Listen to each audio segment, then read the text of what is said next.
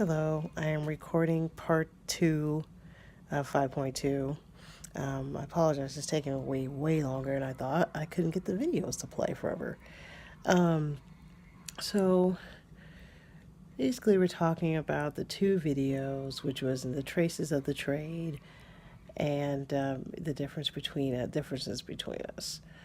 Trying to find my notes here on traces of the trade. Um, so Okay, so we're talking about in Traces of the Trade. As far as racialization in Bristol, Rhode Island, obviously they benefited greatly from the racialization of society.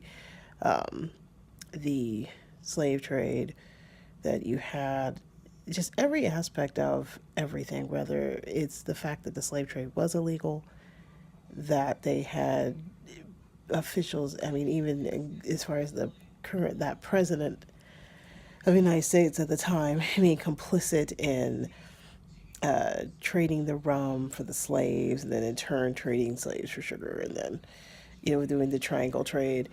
Bristol obviously benefited greatly from it, and that's obviously advantages is that the family of the focus of the family. What is it? It's I wrote it down. So the family obviously benefited greatly from it. I think it's the Wolf family. In that, even when the one section I talked about when they traded slaves and they got like $36,000, which in current times would have been almost like a $500,000. And it's something that now, of course, Bristol wants to bury. Nobody wants to talk about, but financially, they benefited greatly from it. The city's still prosperous today, so I think that would be the advantage. And I don't really see any great disadvantages. In fact, for the shame, as the more the realization has come about what Bristol was a part of. For me, the part that really stuck out in the first video was the part where the Wolf family was in Ghana, and it was during a ceremony or a festival, and they were talking about the tension and how they were encountering African Americans and people from all over that had came to the festival and was upset to see white people there. And when they had the forum, then after that, that said, go to a African American play, go to something, that you would be the sole white people there. And the one guy, I think it was Dane, he was like, well, that's hard. And to the African American lady's like, that's what we do every day. And that's exactly right. That's the experience we have every single day. I can't tell you how many spaces I go into every day that I am the only African American.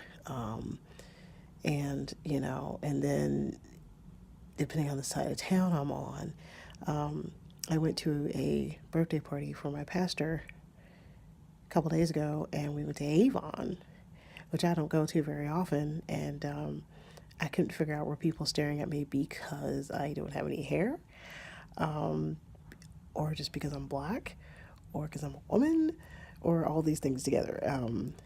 But I just know that, whereas when I'm usually around my house, I live in the Robertville area, nobody gives me a second look.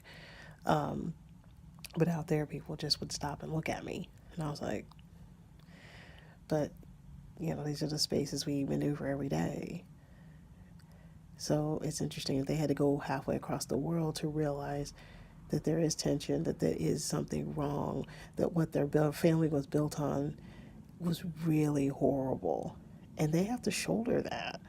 I'm not saying they need to live and wallow in guilt, but that they at least understand it and actually took the time.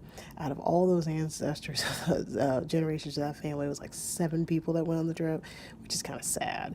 But at least they took the effort to try to understand their history and to understand just really the pain and anguish they brought, and how their family profited from it.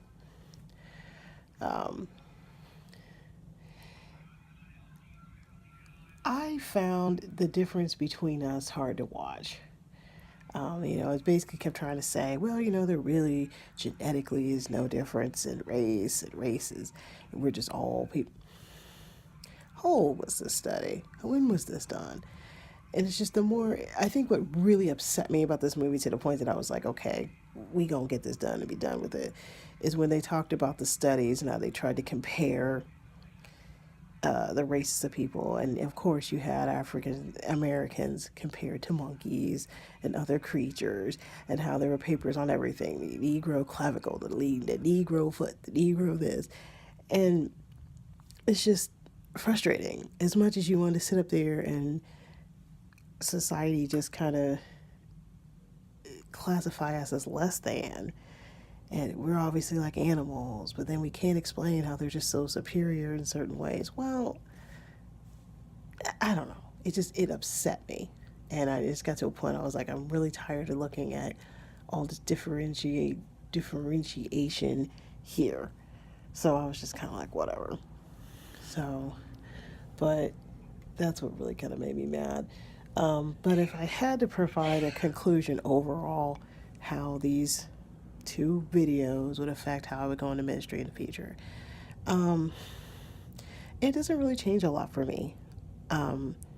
Ultimately, when God speaks to me and tells me I need to minister and things I need to say, I just go forth. It doesn't matter to me who I'm speaking to.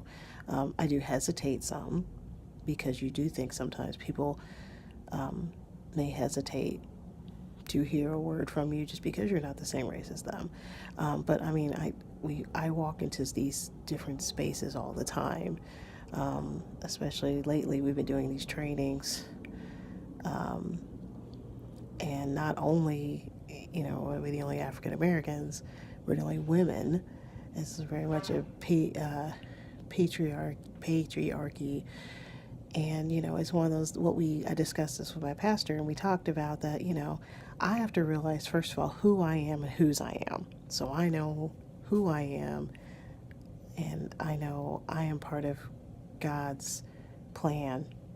So I have to know what my significance is as a child of God, my significance as a woman, my significance as an African American. And I have to search the scriptures, and I have to search myself and know that I'm going forth because this is what God needs me to do. I mean, I search the scriptures and I know that there are women throughout the Bible that were important. When Paul could not talk to the church, I believe it was in Corinth, he sent Phoebe. And he didn't just send Phoebe like she just dropped a letter off and she went on her merry way. Because this was an oral society, Phoebe went before the church and spoke and read the letter for Paul. That means Phoebe was educated, Phoebe was trusted, and Phoebe was important. She was a woman, and she was important to the church. So I have to realize it all throughout history, women are significant to the church. So that means I have a purpose in God's church. So, as far as my approach in ministry, it won't change. Despite whatever I feel about white people in particular, in certain times, ultimately, I have to navigate this life the best way I know how, and with guidance from God and everyone else. Do we just go forth? People of color, I have more compassion for them because I feel like we're in the same struggle. Even though now that I'm going a little ahead into week 6, obviously there's people that are non-black have a different struggle. But ultimately, I don't feel like it's going to really change how I approach ministry.